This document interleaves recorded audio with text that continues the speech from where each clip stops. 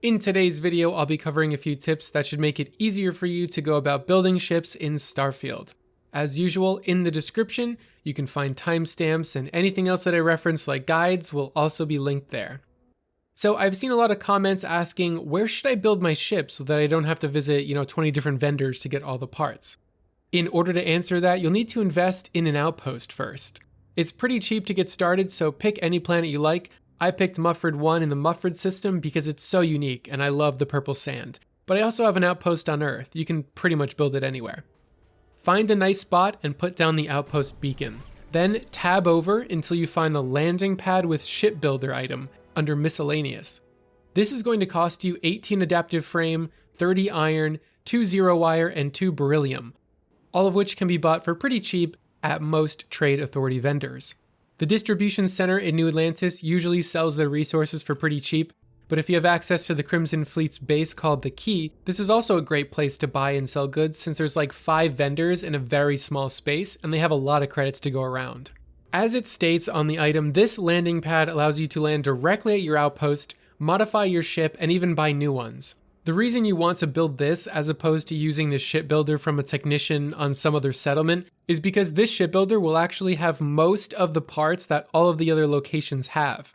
It has the widest selection of parts available to you, meaning that you can build most of your ships here. Keyword most because you'll still have to travel to other places later for very specific parts. It's very confusing why it doesn't show every part in the game, and it would be great if we could just use materials to craft specific pieces that we need. But until a mod comes along, this is the best vanilla method we have to work with at the moment.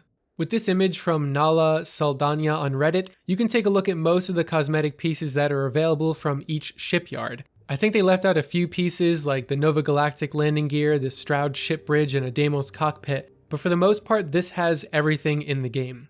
Most of these pieces from each manufacturer are available at your outpost shipbuilder, but there's a few pieces from each that you seemingly always have to visit the specific shipyard to buy, for example the Nova Galactic cabin or something like the Stroud Eklund engines. In the event that your build includes one of these pieces, all you need to do is find which manufacturer that piece is from, and then you can use these 2 videos to find all of the manufacturer locations available in the game.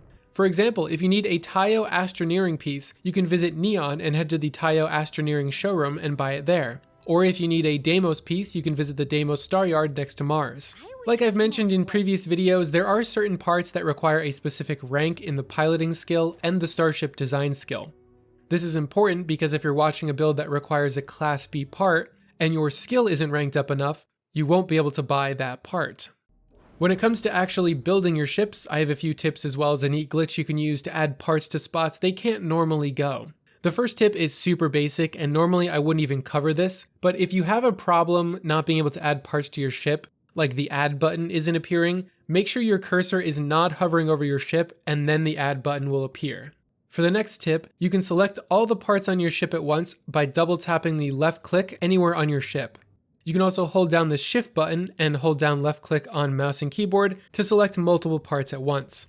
On controller, you can simply press left bumper to select the entire ship and right bumper to add one piece at a time. Both of these methods make it easier to color specific sections or the entirety of your ship at once. If you ever run into the problem of the unattached modules error, you can use the select all feature here to find exactly which pieces are not attached, as they'll be the ones not highlighted in red.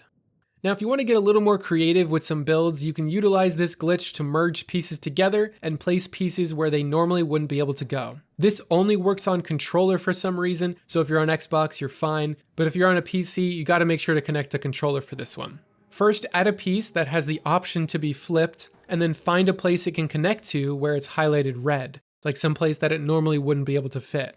Then all you have to do is flip it once, and then back again to its normal spot, and then press B to cancel. The game will then merge the pieces together, and there shouldn't be any errors showing. You don't have to flip it twice if you don't want to, as long as you just flip it once before canceling, it should work. Some of you might be familiar with the fact that you can steal ships and use their parts in your own build. The reason I mention this is because I want to warn people that this could lead to a game-breaking bug that I've seen mentioned a lot lately. People's ship technicians are disappearing at different locations in their game, and unfortunately there doesn't seem to be any fixes for this yet. From what I've read, it seems to be tied to pirating and registering ships. That's to say that if you steal a ship, fly it to a settlement, and then register it or sell it, it can actually cause the ship technician to disappear. Sometimes he can be located at some totally random part of the planet thousands of kilometers away, and other times he's just straight up gone. Bethesda really needs to patch this soon because it's super game breaking and it seems to be a very common issue that people are running into. So for now, I would steer away from pirating and registering stolen ships. That does it for today's video. I hope this helps some of you out there, and if you enjoy guides that are easy to follow and to the point, consider subscribing. I love to see returning faces. Thank you for watching. 6 feet under, and I got that number, color, keep falling like carousel, on a race hell, like I'm Tyrion and chainmail, give me head tail, see the jaw, draw face mount, like a base head, leave a scale,